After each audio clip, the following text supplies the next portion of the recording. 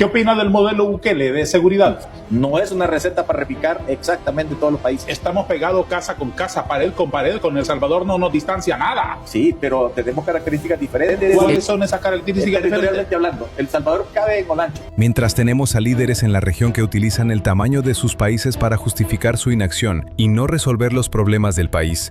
Todo esto mientras se preocupan más por hacer show y fingir que están trabajando, pero eso no mejora la vida del pueblo.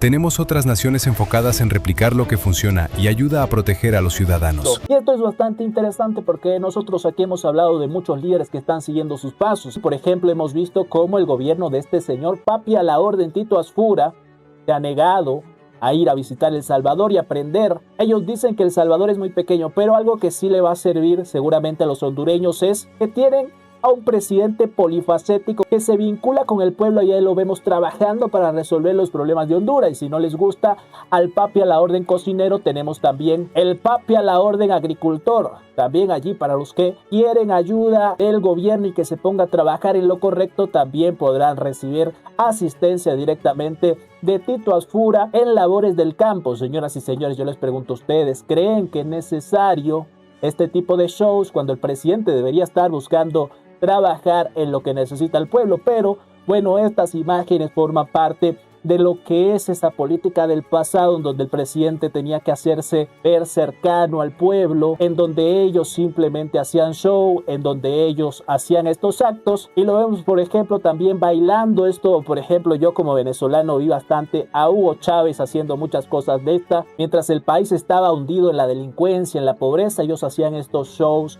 y se pintaban como que estaban allí cercanos al pueblo, pero lo que necesitamos es trabajando. Y vean la comparación que salió a relucir. Los salvadoreños tuvieron a este presidente que, por ejemplo, en lugar de darle obras de calidad, de trabajar para mejorar, inauguraba chorros. Los hondureños lamentablemente tienen a este señor que lo tienen cocinando por allí con la gente del pueblo. ¿Y cuál es la diferencia entre estos dos pendejos? Tiene esta imagen por aquí. Estas son las comparaciones que se está ganando Tito Asfura por jugar a esta política del pasado, que se ponga a trabajar. Otro show que vimos por allí fue a Tito Asfura izando una bandera en la Isla Conejo, todo este tema que ha salido a relucir. El presidente de Honduras, Tito Asfura, llegó a la Isla Conejo, ubicada en el Golfo de Fonseca, en la conmemoración de la Guerra de las 100 horas, con una actitud retadora, confrontativa. Llegó bravo, como queriendo crear tensión con el gobierno de El Salvador y con Bukele, dejándole claro a El Salvador que la Isla Conejo les pertenece a los hondureños. Isla Conejo le pertenece a Honduras. Hicimos un acto de presencia en la Isla Conejo,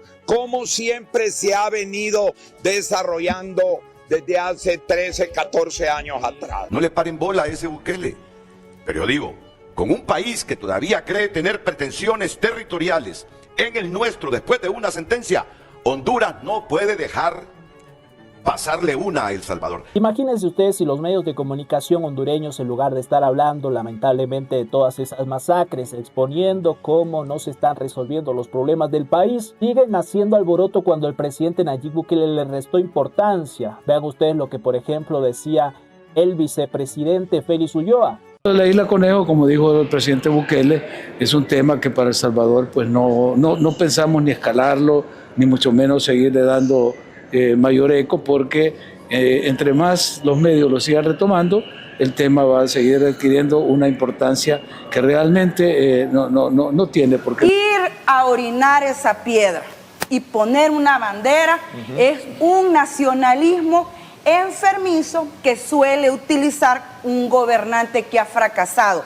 Quiere exacerbar las emociones con nacionalismo cuando no logra resolver los problemas de educación, de seguridad, de salud. En Nicaragua, en Honduras hay grandes extensiones como Olancho que están en abandono. Bueno, la delincuencia completamente la delincuencia han tenido masacres donde están matando niños. Cuatro testigos de Jehová. Pero bueno, hay que seguir haciendo todos estos shows, teniendo a Tito Asfura por allí bailando, teniéndolo por allí jugando al agricultor, teniéndolo por allí cocinando, porque lamentablemente no lo vemos trabajar en lo realmente importante. Esto es parte del show de la política y yo quiero hacer bastante énfasis en esto porque ya hemos visto que precisamente las naciones están eligiendo a gobernantes al estilo de Bukele porque saben que tiene una nueva visión que sí busca resolver los problemas y no toda esta politiquería, porque lo que estamos viendo que se está aplicando en Honduras con Tito Asfura, con Papi a la orden, haciendo estos shows por allí cuando debería estar trabajando para resolver los problemas de los ciudadanos, es la política del pasado, la política dinosauria, en donde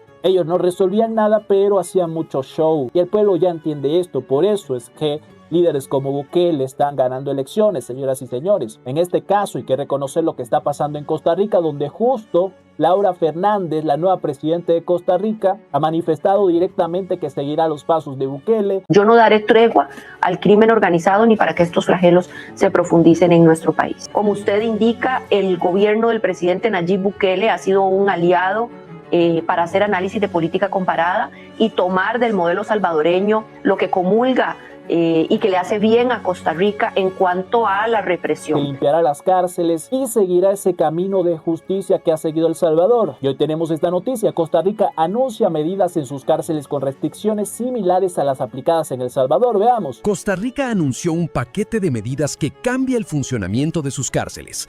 Entre las decisiones, destacan el retiro de televisores de las celdas. Hoy sacaron todos los televisores de las cárceles de Costa Rica. Les dejo el video.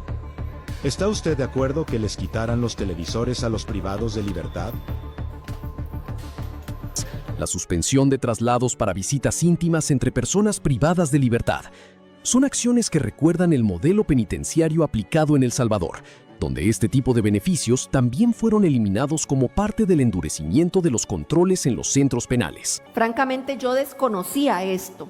Se dan visitas conyugales a personas que están, a mujeres que están en la cárcel del Buen Pastor, donde hacen visita conyugal a hombres que están en otras cárceles, y todo el pueblo de Costa Rica paga el traslado de esas mujeres, la seguridad del vehículo, los oficiales penitenciarios, para llevarla del Buen Pastor a la Reforma, o para llevarlo de la Reforma a donde sea que esté la cárcel de su eventual pareja sentimental o compañero sexual. ¿Es así? Así es, inclusive entre personas del mismo sexo que ambos están privados de libertad. Vean ustedes, escuchen ustedes toda esta locura que estamos escuchando, pero esto es común en nuestros países. Y esto es algo que el presidente Nayib Bukele, sus políticas, su decisión para limpiar su país, expuso con una estrategia que ha sido bautizada el método Bukele por las otras naciones, por aquellos que están bastante pendientes de lo que ocurre en El Salvador. Pero lo que ocurre aquí es que mientras naciones coherentes, como es el caso de Costa Rica, están entendiendo que si uno se pone a analizar lo que pasa, por ejemplo, en nuestras cárceles, encuentra estas cuestiones desquiciadas, como por ejemplo en esta práctica eran los ciudadanos con sus impuestos quienes le pagaban el transporte a privados de libertad para que fueran a visitar a sus parejas en otras cárceles. Y esto se le pregunta a la gente de bien, a la gente trabajadora. Ellos por supuesto van a decir: nosotros no queremos que se destine nuestro dinero a esto, aparte de televisiones que tenían en las cárceles, microondas, todo esto. Y esto es importante de resaltar porque cuando inmediatamente se propone en otros países que se aplique el modelo Bukele, cuando tienen a estos líderes que por supuesto no les interesa porque también son parte de estos negocios turbios de la criminalidad en sus países, ellos dicen: no se puede porque El Salvador es pequeño y ellos pudieron por esto. Pero imagínense ustedes creen que cualquier país, sin importar su extensión territorial, no podría limpiar sus cárceles, eliminar estas políticas desquiciadas que benefician solo a los delincuentes y que le sacan más dinero a los ciudadanos para beneficiar a delincuentes? Por allí podrían empezar. Por supuesto, lo que llaman el modelo Bukele tiene mucho más, pero por allí podrían empezar. Podrían empezar limpiando las cárceles. Podrían comenzar viendo en dónde se va el dinero de los impuestos que beneficia a los delincuentes en el país y cuál es la condición de esas prisiones en donde se trata también a los criminales, pero ellos dicen que no. Ellos inmediatamente se niegan a lo que ha hecho Bukele. Vean ustedes que otras naciones pueden seguir los pasos de El Salvador y adaptar lo que les sirve a su país, como estamos viendo en Costa Rica. No hay Estado que no pueda contra los criminales. Si un Estado no vence a la criminalidad es porque el Estado es cómplice o porque partes del Estado son cómplices. Una vez el Estado se libera de la complicidad con la delincuencia y va con fuerza hacia los criminales, los vence.